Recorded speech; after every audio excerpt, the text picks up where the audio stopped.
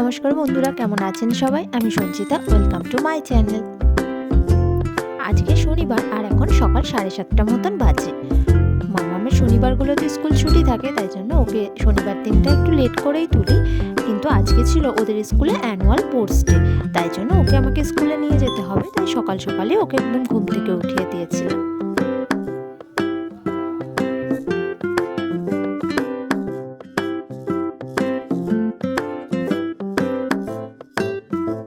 থেকে বলে দেওয়া হয়েছিল যেন আমরা বাচ্চাদেরকে নিয়ে 10টার মধ্যে স্কুলে পৌঁছে যাই।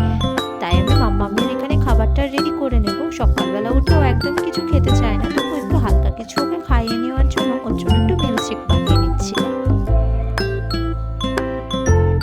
মাম্মামের খাবারটা রেডি করে আমিও ভাবলাম কিছু একটু খেয়ে নিই, কারণ এখন যাবো, তারপরে আবার কখন বাড়ি আসবো সেটা তো ঠিক নেই। আর এরপরে সবকিছু রেডি করে আবার ভাইকেও ডাকতে হবে। ওর নিজে যেখানে ঘুম থেকে উঠে 11টার সময়, আর আজকে তো আমাকে স্কুলে পৌঁছাতে হবে একদম 10টার মধ্যে। যেহেতু শুভম এখন এখানে থাকে না, তাই জন্য আমি বলেছিলাম, স্যারকে বলে নিয়েছিলাম যে আমি আমার ভাইকে নিয়ে আসবো। আমি রেডি হয়ে এখানে চলে এসেছিলাম ভাইকে ডাকার জন্য। এখন 10টা বেজে গেছে, কিন্তু ও এখনও ঘুম থেকে ওঠেনি।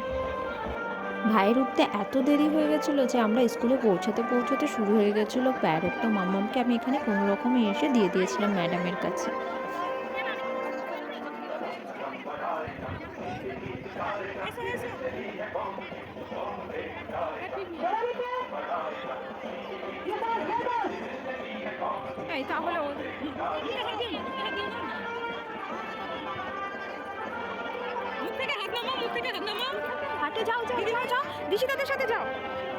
প্যারেডটা শেষ হওয়ার পর ওদের এখানে লাইন করে দাঁড় করিয়ে দিয়েছিল ন্যাশনাল অ্যান্থেম করার জন্য। এখানে মাম্মাম তো একদমই করছিল না, ও বারবার লাইন থেকে বেরিয়ে যাচ্ছিল, কারণ ওর ফ্রেন্ডসরা দাঁড়িয়েছিল সামনে আর ওকে দিয়ে দিয়েছিল একটু পেছন দিকে।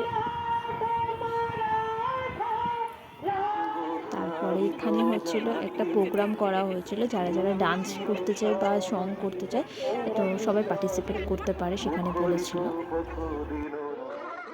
এরপর এখানে মাম্মামদের রান শুরু হয়ে গেছিল। ওদের অ্যাকচুয়ালি ছিল বলটা বাস্কেটে থাকবে, বাস্কেট থেকে নিয়ে সোজা মায়ের কাছে দৌড়ে আসতে হবে, কিন্তু অ্যাকচুয়ালি স্কুলে আবার প্র্যাকটিস করিয়েছিল অন্যরকমভাবে, তাই ও আবার বলটাকে কুড়িয়ে ব্যাক সাইডে রান করছিল। তাই আমি আবার অনেকক্ষণ ডাকার পরে ও আমার কাছে একদম ছুটে এসছে।